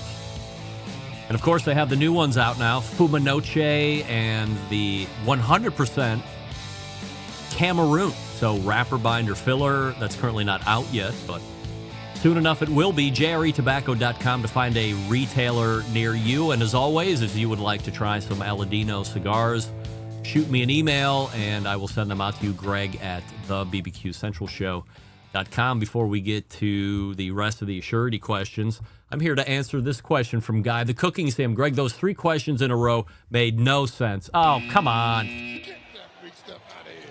Guy, as I'm putting these together, it all sounds like gold in my head. Do you think that I am actually evaluating how they're going to run in succession and how immediately I am discrediting myself as a great question writer? No, and it should make total sense to you, Guy, because I live in hypocrisy. So stop it already with your stern evaluation of my crappy question writing skills. And we continue on. Go back to where we stopped. Here we go. All right, let's go to Matt Osman here. Matt, 100% yes or 100% no. If you had the $19,000 extra dollars laying around, and which one of us doesn't, you would buy the Kalamazoo freestanding gravity feed cooker. 100% all day, yes. Right. Rusty, you would buy the $19,000 Kalamazoo gravity feed cooker. Oh, no. $19,000? Jesus. Sea of cookers, Rusty. John, 100% yes or 100% no. If you had the $19,000 extra dollars laying around, you would buy the Kalamazoo freestanding gravity fed cooker. Hell yeah. Lifetime bucket list check off. Hello. Right. Doug, you buying the $19,000 Kalamazoo gravity feed freestanding cooker? No, I'm not doing that. No. Well, we have a tie. Tie. That means I get to break the tie. So if I had the $19,000 extra dollars laying around, would I buy it? Yes. All day long. Look at me. Look at me. Look at me. get on that Instagram, fire up the live. Oh, you know it. I'd even buy it in the cart and spend another $5,000 extra dollars, totaling $24,000. Rusty, how do you like that, Mr. Positivity? And as a matter of fact, we'll go to you for this question. 100% yes or 100% no. You think lamb is the most underrated protein for outdoor grilling? 100% yes. That shit's good. Doug, lamb is underrated. It is, but it's not the most underrated. So no. Wow. John, lamb is underrated. No, it's not. Get that shit off my grill. Matt, 100% yes or 100% no. You think lamb is the most underrated protein for outdoor grilling? 100,000% yes. Yes. And I'm going to back Matt up with a 1,000,000,000% yes. The most underrated protein. It's delicious. It's God's meat. It's Jesus's meat. Whatever religious you want to throw around, it's their meat. I mean, it's the most delicious thing. In fact, I had lamb chops on Friday night when I just happened to be overnighting at my parents' house. You know, let me tell you something. You go to your parents' house, you're a host of Barbecue and Grilling podcast, and they're like, you don't mind cooking dinner for us, do you? No, not at all. Let me do that while I'm here. Just trying to rest. They were delicious. They were the biggest, Doug, I thought of you immediately. They were the biggest lamb chops I've ever seen in my life. They were like this thick and this big. I mean, they were delicious. John, you're just overall lamb denier or what? No, I'll cook it all day long for people that enjoy it. And if I'm at a fancy party and heavy hors d'oeuvres or lamb chops, of course I'm going to take a bite because you'll be social outcast if you don't, so you can comment on it. You care? But it's just not my. It's like it depends on the setting, baby. Yeah. If you're getting paid, you're getting paid. It's like it's just not my jam. Like if you got to put freaking mint jelly on your shit, so it's just not a taste. No, who's putting? Doug, you put mint jelly on your lamb? No, but I do have a jalapeno cilantro sauce. That's not mint. Matt, you putting mint on your lamb? No. Rusty, mint on your lamb? Hell yeah, bro. That's like applesauce and pork chops. Of course you are. God damn it. I mean, I got to watch what I'm doing with Rusty. All right. Well, that blows my... I would never think to put mint on anything. That's a julep or lamb, I put steak seasoning on and cooking medium rare, and it's the best thing ever. It's fucking Lamb 101. Know your shit if you want to talk about it. Yeah, I know that you put mint, but like nobody's really putting mint on it. It's gross. I mean, those people are gross that are doing that. All right, fair enough. Malcolm went over that. Yeah. 100% yes or 100% no. We'll go to Doug on this one. Doug, I should continue to chase Andrew Zimmern as a guest on this show. I say yes. Yes. Rusty, I should continue to chase Andrew Zimmern. Hell yeah, I'd listen to the shit out of that. I like that dude. He's cool. John, chase Andrew. Oh, this is a tough one, but I'm going to go with... I'm like, fuck yeah, it might be really cool. He might be a really cool dude if you break through the freaking bullshit. Matt, I should continue to chase Andrew Zimmern. All day, 100% yes. Well, I can confirm, by the way, that we have our first unanimous, and he is rebooked on the show. So, chased and gotten, but I mean, we have some other hurdles to get through because we were almost there the last time. But I have sent gear out to his assistant, and we'll see how that works. I mean, you never know what happens. So, it's a long story, John. We'll get into it at another time. 100% yes or 100% no, and we'll go to Matt on this one. Matt, 100. You remember someone by the name of Michael Medium Rare O'Donnell? See where your super fandom lies. No. Rusty, Michael Medium Rare O'Donnell. No, man, no. By the way, don't lie because I do have an immediate follow-up quiz to make sure you really know him or not. Doug, 100% yes or 100% no. You remember someone by the name of Michael Medium Rare O'Donnell? No. Wait, before I get to John, Can I go back and say he is associated with the show? Like he is like associated with the show. This isn't like, do you know some random name in the industry? Does that change anybody's answer? No? Okay. Kind of like Pat LaFritos, that guy? Yes, kind of like that. but even less, if you can believe it. By the way, Pat LaFrida might make an appearance on this show again here sooner than later. John, you remember someone by the name of Michael Medium Rare O'Donnell? Yes, of course I do. All right. And it's obscure, but that's why I got the tattoo. I, of course, know Michael Medium Rare O'Donnell. John, do you remember the phrase that he uttered that makes me never forget Michael Medium Rare O'Donnell on the show? I'm going to paraphrase it, but it's like, would you eat jelly out of a cow's ass? What he said was almost, would you fuck an elephant? Out of context, that sounds really weird. However, that's exactly what he said, and it will never leave my person. Go ahead, Matt. What is the context of that? Yes, that's what I'm saying. Like, it's completely out of context the way I'm saying it. I asked him a question that he thought was ridiculous, so he asked me a even more ridiculous question in return, which was having sex with an elephant. All right. Wasn't sure if John would remember that, but again, that's why he owns the tattoo now. All right, let's go to Doug.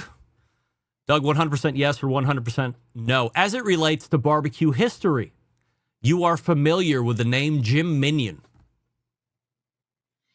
Absolutely. 2 loose screws. All right. Matt, you are familiar with Jim Minion. 100% yes. John? 100% yes. Rusty, Jim Minion? I know Jim Minion. Of course, I know Jim Minion for a myriad of reasons. All right, let's go play test. Rusty, how do you know Jim Minion? Jim Minion is that's how, when I do the charcoal thingy, you put the charcoal below, the hot ones on top with the wood, all that fun stuff. And it's called? Yeah, those are the Minion. What is it called? Go ahead. You were there. The Minion. Minion technique. Almost. It's another M. Minion method. Yes. That's it. You've done it. And next week we'll play another game show. Guess that name. Jim Minion was on the Best Moment show last week. And that was like the last interview I've had with him. If you're a fan of the show, you will love to find out that Jim Minion has booked another segment on the show, and we will get a recap from Jim Minion coming up. So, decades away from the show, he's still alive, number one, which was important for me to find out. Number two, he is interested in coming back on the show. So, excited to catch up with him. The Brisket Roundtable, one of the official members of the very first Brisket Roundtable. By the way, that leads me into this question, and John, we'll start with you. 100% yes or 100% no. You would like to hear a refresher of the very first Brisket Roundtable, meaning the original panel, Ray Lampe, Fast Eddie Morin, Leanne Whippen, and Jim Minion. Yeah, I'll take 3 out of 4 on that for the win. Matt, you would like to hear a redo of Ray Lampe, Fast Eddie, Leanne Whippen, Jim Minion, the very first Brisket Roundtable. 100% yes. All right, I'm going to stop right now. John, I'm going to ask you this. Doug, you can weigh in. Rusty, I'm not even going to ask you. But John, am I off? Is Matt Osmond voice twins with Scott Roberts? Are you getting that at all? Can you make that voice placement? Or Doug, can you make that voice placement or no? I'm not getting it. No?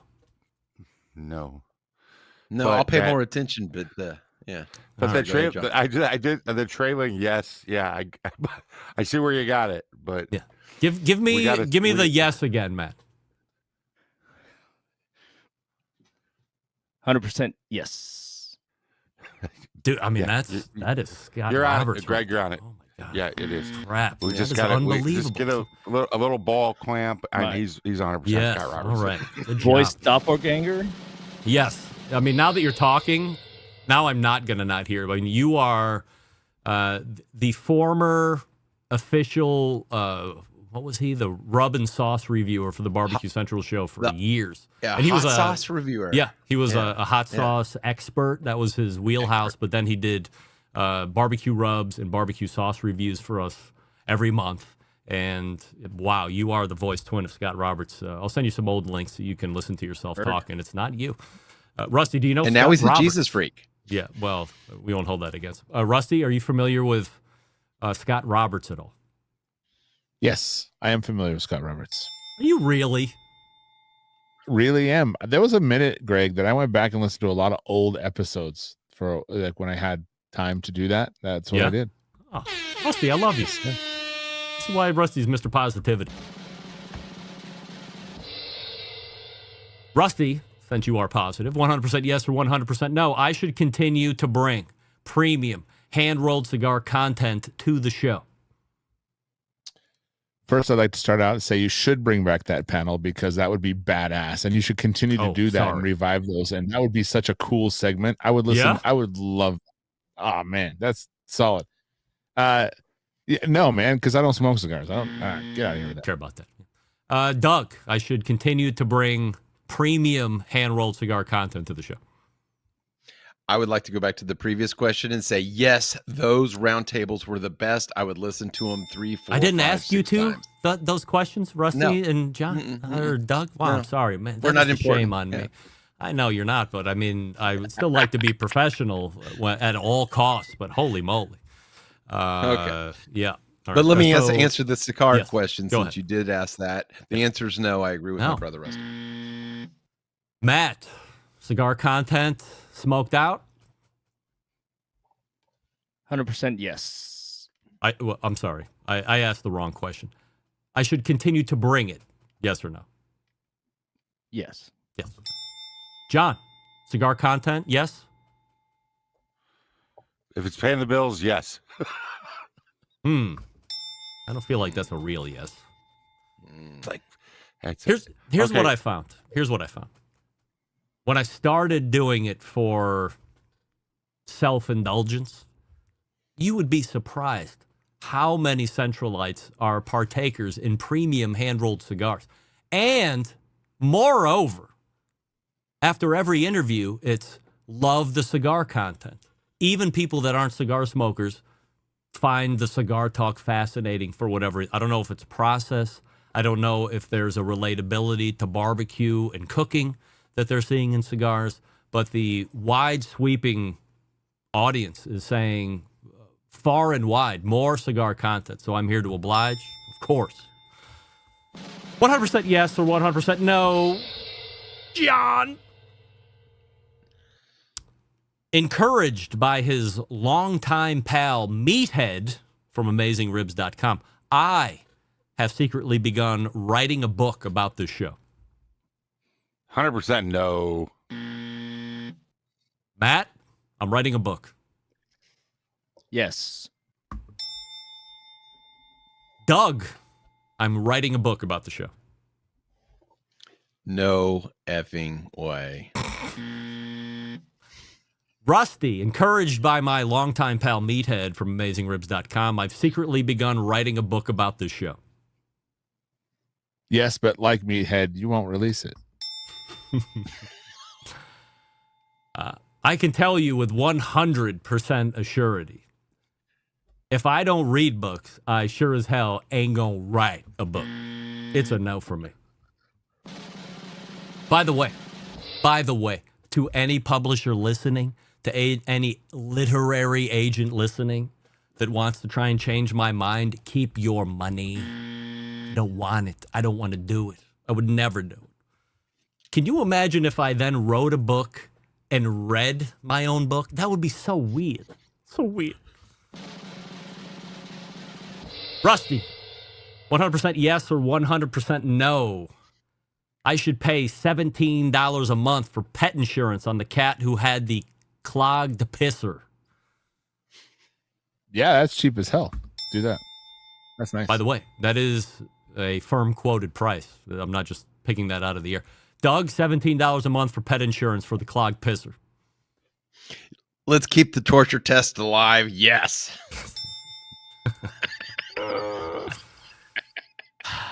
Matt, yes or no on the clogged pisser pet insurance? Not a chance. No. No. John, I should pay $17 a month for pet insurance on the cat who had the clogged pisser. No, just take a chance. No. By the way, I agree with John. No. And Matt, I'm not going to do it. It might cost me a little bit more to have him put down the next time this happens, but who knows? He could go on for 8 more years without another clogged pisser at $17 a month. I'm no mathematician, but that's like $50,000. So I'm ahead if I wait. Last one. Oh, it's beauty. Matt, 100% yes or 100% no. In a shocking turn of events, Traeger will offer our very own John Solberg an ambassadorship just to fuck with him. 100% yes. Rusty, Traeger giving John a ambassadorship just to F with him. Funny story. Sorry, but I had a compliment today on John's Instagram about his content on Traeger from some rando at the food truck talking about being a fan of the show. Some rando? Yeah. He was a FedEx driver and he was telling me all about it. Probably listens while he's in the cab delivering FedEx packages. Also, funny enough, our very own Steve Mitchell on the food truck mentioned John and his Traeger content to do as well. Really? Super weird 2 days. Yes, that was all in 2 days. Getting mentions and a tattoo. I think it would be badass and they should do it. I think it would be funny as hell. All right, so Rusty's going with a yes in a shocking turn of events. They will give him an ambassadorship. The one person that probably knows the most, Doug, in a shocking turn of events, Traeger will offer our very own John Solberg an ambassadorship just to fuck with him. That ain't gonna happen. No. I'll answer before John. No offense. Traeger doesn't even know John. It's not even going to happen. But we will ask the man himself. John, in a shocking turn of events, Traeger will offer our very own you an ambassadorship just to fuck with you. Yes, and it's going to be incredible. We're going to take a whole fleet of ironwoods out in the prairies of Texas, get 300 pounds of tannerite, and video blowing the fuck out of them. Yeah, let's go. Can you imagine the pain and misery that would cause Traeger Hood? Incredible. All right, we got a couple minutes left. I can't believe we got through all the questions here and we haven't run out of time. John, what are we promoting tonight? Don't forget this Friday, the best moments of the Barbecue Central show in 10 minutes or less. You can get it wherever you get your favorite podcast. Just search the BBQ Central show and subscribe. Doug, promotion? This past weekend, I was the nurse to Dr. Barbecue on the Baseball and Barbecue podcast, and I'm doing the Buda Wiener Dog National Championship and Barbecue Contest this week. I don't know what that is. It sounds like a gas. Maddie, what are you promoting tonight? Follow Blinky's Offset BBQ __ on all the socials or Rare Barbecue. And we are going to Springfest to take a GC and roll it into Smoke Slam. All right. You have show karma because you appeared here on a Tuesday night, so we know how that goes. Rusty, what are you promoting tonight? You can listen to, if you're into food trucks, On the Road, a food truck podcast. You can also listen to Pitmasters podcast. The Pitmasters podcast, wherever you get your podcasts on all those, go support those. That'd be fantastic. Matt, did you have something or are you just agreeing? Oh, no, I'm just big fan. Oh, my God. I mean, that sounds like Scott Roberts. Like, I can't believe it. I got to get out of here before my mind blows up here. All right, there they are. Doug Scheiding is the longest-running embedded correspondent from Texas, and then John Solberg right next to him, embedded correspondent from Michigan. And there he is, the third longest-running embedded correspondent, Rusty Monson from the great city of Utah, and our newest EC from Tennessee, Matt Osman. Gentlemen, always appreciate it, and we'll see you next month for sure. We've done it, and we are still on time, so let's go ahead and get out of here all the way back in the first hour. It was Bob Healey from Grill Blazer, grillblazer.com, and you can get your Grill Blazer on that website, or I believe you said Amazon.com. They are setting up dealers, so be on the lookout for those if you'd like to buy from brick and mortar. I don't know if my mommy is still watching, but she mentioned to me that last week my eyes looked blue. Do they look blue? That's weird. And then after Bob Healey, we had Nick Bauer, president of Primo Grills, talking about the XXL, when you can buy it, how much it was, how much bigger it is. There are going to be accessories for it, all the fun stuff. Second hour embedded correspondence all day long. We ran through a slew of embedded correspondence, and our pal Doug Scheiding showed up, even though he was at Shields University and Blues Hog won a contest again that he was at. But forget about all of that. He made it here for the show because the show is most important. And by the way, the podcast that he hosts, the Baseball and Barbecue podcast, he's doing one with Ray Lampy with his co-hosts Jeff and Len. Big show playing for you next week. Believe it or not, Malcolm Reed is back in. Sam the Cooking Guy is back in. Plus 2 other guests that I can't think of right off the top of my head, but they're very big guests. Trust me when I tell you. So how do I always leave you? September 11th, 2001. I will never forget. Until next Tuesday at 9 p.m. Eastern, this is your proud... Till next Tuesday at 9 p.m. Eastern, this is your program host and proud U.S. American, Greg Rempe. Good night now.